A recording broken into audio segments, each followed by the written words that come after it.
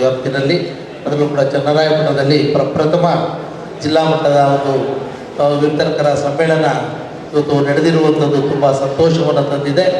ಇದಕ್ಕೆ ಸಹಕರಿಸಿರುವಂಥ ಸರ್ವರಿಗೂ ಕೂಡ ಅಭಿನಂದನೆಗಳನ್ನು ಸಲ್ಲಿಸಲಿಕ್ಕೆ ಬಯಸ್ತಾ ಇದ್ದೇನೆ.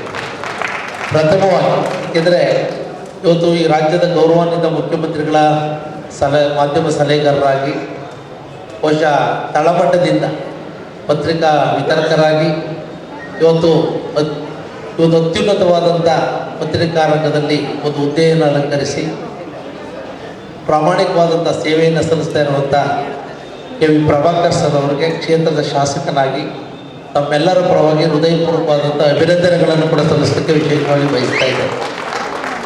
ಕಷ್ಟಪಡ್ತಕ್ಕಂಥವ್ರಿಗೆ ದುಃಖ ಇಲ್ಲ, ಸೋಮಾರಿಗಳಿಗೆ ಸುಖ ಇಲ್ಲ ಅಂತಕ್ಕಂಥದ್ದು ಗಾದೆ.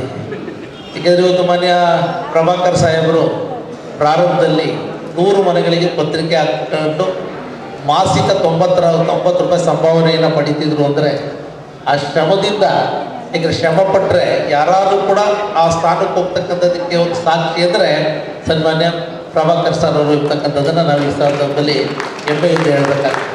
ಈ ಒಂದು ಕಾರ್ಯಕ್ರಮಕ್ಕೂ ಕೂಡ ದೊಡ್ಡ ಶೋಭೆ. ಏಕೆಂದರೆ ನಾವೇ ಮೊದಲು ಯಾಕೆ ಮಾತಾಡ್ತಿದ್ದೀವಿ ಅಂದರೆ, ಕೊನೆಯದಾಗ ಅವ್ರು ಮಾತಾಡೋದ್ರಿಂದ ನಿಮ್ಮ ಕಷ್ಟ ಸುಖ ಸಂವಾದಗಳ ಮೂಲಕ ಅವರು ನಿಮಗೆ ಹಲವಾರು ಸಂದೇಶಗಳನ್ನು ಸೂಚನೆಗಳನ್ನು ನೀಡ್ತಕ್ಕಂಥದ್ದಕ್ಕೆ ಅವಕಾಶ ಇದೆ.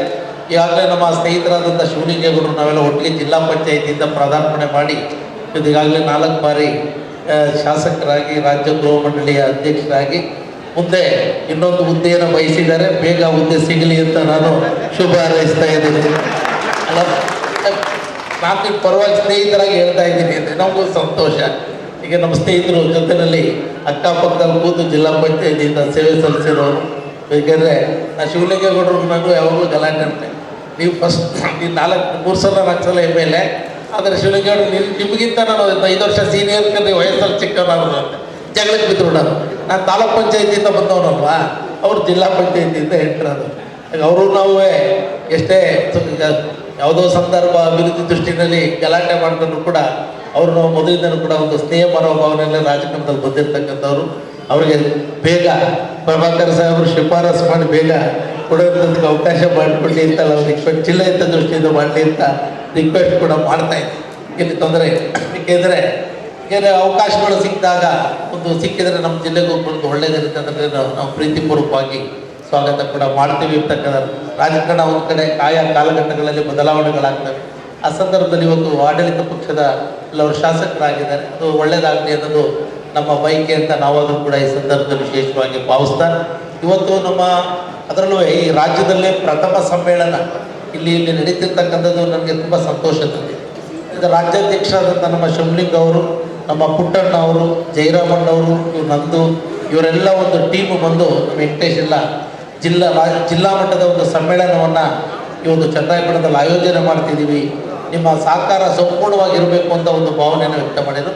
ಖಂಡಿತ ಇದು ನಮ್ಮ ಪ್ರಜಾಪ್ರಭುತ್ವ ವ್ಯವಸ್ಥೆಯಲ್ಲಿ ಬೇಕಾದ್ರೆ ಶಾಸಕಾಂಗ, ಕಾರ್ಯಾಂಗ, ನ್ಯಾಯಾಂಗದ ಜೊತೆಗೆ ಪತ್ರಿಕಾ ರಂಗನೂ ಕೂಡ ಬಹುಮುಖ್ಯವಾದಂಥ ಅಂಗ. ಇದಕ್ಕೆ ಶಕ್ತಿ ತುಂಬುವಂಥದ್ದು ರೆಪ್ರೆಸೆಂಟೇಟಿವ್ ಆಗಿರ್ತಕ್ಕಂಥ ನಮ್ಮೆಲ್ಲರ ಆದ್ಯ ಕರ್ತವ್ಯ ಇರ್ತಕ್ಕಂಥ ದೃಷ್ಟಿಯಲ್ಲಿ ನಾವು ಸಹಕಾರವನ್ನು ವಿಶೇಷವಾಗಿ ಮಾಡಿದ್ದೇವೆ. ಇವತ್ತು ಬಹುಶಃ ಆಂಜನೇಯ ಸ್ವಾಮಿಯ ಸನ್ನಿಧಿಯಿಂದ ಹೊರಟಂಥ ಮೆರವಣಿಗೆ ಇಲ್ಲಿಗೆ ಬಂದು ಇವತ್ತು ಇಲ್ಲಿ ಕಾರ್ಯಕ್ರಮ ಅಚ್ಚುಕಟ್ಟಾಗಿ ಆಯೋಜನೆ ಆಗ್ತಕ್ಕಂಥದ್ದಕ್ಕೆ ಎಲ್ಲರ ಶ್ರಮ ಇದೆ. ನಾವು ರೆಪ್ರೆಸೆಂಟೇಟಿವ್ ಆಗಿ ಸಹಕಾರ ಮಾಡುವಂಥದ್ದು ನಮ್ಮ ಜವಾಬ್ದಾರಿ, ಅದನ್ನು ನಿರ್ವಹಣೆ ಮಾಡ್ತಕ್ಕಂಥದ್ದು ಕೂಡ ದೊಡ್ಡ ಜವಾಬ್ದಾರಿ. ನಿರ್ವಹಣೆ ಮಾಡಲಿಕ್ಕೆ ತಾಲೂಕರು ನಮ್ಮ ಈ ವಿಧಕ್ಕೆ ನೆಕ್ಸ್ಟ್ ಇಯರ್ ನಂದೇ ಅಂತ ಹೇಳಾಯಿತು.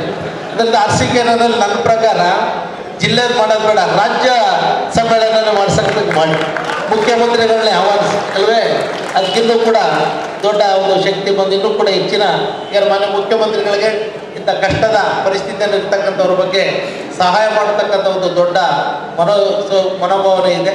ಅವ್ರು ಖಂಡಿತ ಸಹಕಾರವನ್ನು ಮಾಡ್ತಾರೆ ಅಂತಕ್ಕಂಥ ಒಂದು ವಿಶ್ವಾಸ ಕೂಡ ಇದೆ ಅಂತಕ್ಕಂಥ ಮಾತನ್ನು ಕೂಡ ನಾನು ಈ ಸಂದರ್ಭದಲ್ಲಿ ಹೇಳಿ, ಹೀಗಾರೆ ಮಾನ್ಯ ಮುಖ್ಯಮಂತ್ರಿಗಳು ಕೂಡ ಒಂದು ಮಂಡಿಯ ಒಂದು ನೋವು ನಿಂತಿದ್ದಾರೆ. ಅವರು ಬೇಗ ಗುಣಮುಖವಾಗಿ ಚೆನ್ನಾಗಿ ಒಂದು ಆಡಳಿತ ನಡೆಸುವಂಥ ಅವಕಾಶ ಆಗಲಿ ಅಂತಲೂ ಕೂಡ ನಾನು ಈ ಸಂದರ್ಭದಲ್ಲಿ ವಿಶೇಷವಾಗಿ ಶುಭ ಹಾರೈಕೆಗಳನ್ನು ತಿಳಿಸಿ, ಹಿಂದಿನ ಸಾಲಲ್ಲಿ ಮುಖಂಡರು ಹೋಗ್ತಾರೆ, ಮಂಜು, ಸುರೇಶು, ನಮ್ಮ ಅರಸೀಕೆರೆಯಲ್ಲಿ ನಮ್ಮ ಅರಕಲಗೂಡು ಲೀಡ್ರು, ಈಗ ಅವ್ರ ಹೆಸರು ಇರಲಿಲ್ಲ, ಅವ್ರಿಬ್ಬರು ಹೇಳ್ಬಿಟ್ಟು ಅದಕ್ಕೆ ಅರಸೀಕೆರೆಯಲ್ಲಿ ಅರಕಲಗೂಡು ಹೇಳಿದರೆ ಈಗ ನೋಡಿ ಕೆ.ವಿ. ಪ್ರಭಾಕರ್ ಅವ್ರು ಬಂದವರೇನು ಸರ್ಕಾರವೇ ಬಂದೈತೆ ಅನ್ನೋದು ಅವ್ರ ಲೆಕ್ಕ. ಅದರಿಂದ ವಿಶೇಷವಾಗಿ ಅದು ತುಂಬ ಸಂತೋಷ ಅಂತ ನಾನು ಈ ಸಂದರ್ಭದಲ್ಲಿ ಹೇಳಿ, ಇವತ್ತು ನಮ್ಮಲ್ಲಿ ಶಿವಲಿಂಗೇಗೌಡರು ಈಗ ಕಟ್ಟಡಕ್ಕೆ ಜಾಗ ಕೊಡಿಸ್ತೀವಿ ಅಂತ ಹೇಳಿದ್ದಾರೆ. ಅವಾಗಲೇ ಜಾಗವನ್ನು ಕೂಡ ಕಾಯ್ದಿರಿಸಿ ಮೊನ್ನೆ ರೇವಣ್ಣವರ ಸಚಿವರಿದ್ದಂಥ ಸಂದರ್ಭದಲ್ಲಿ ಜಿಲ್ಲಾಧಿಕಾರಿಗಳಿಂದ ವೆಂಕಟಸ್ವಾಮಿಯವರು ಅಧ್ಯಕ್ಷರಿದ್ದರು, ಅವ್ರು ಕೊಡುವಂತ ಮಾಡಿ. ಅವತ್ತು ವೆಂಕಟೇಶ್ ಅವರಿಲ್ಲ, ವೆಂಕಟೇಶು ಇನ್ನು ನಮ್ಮ ಅವರು ದೈಹಿಕ ನಮ್ಮ ಮುಂದೆ ಇಲ್ಲ. ಅವರು ನಾಗೇಶು, ಸಿದ್ದರಾಜಣ್ಣ, ಇಲ್ಲೆಲ್ಲ ಜಯರಾಮಣ್ಣ ಎಲ್ಲ ಇದ್ದೀರಿ.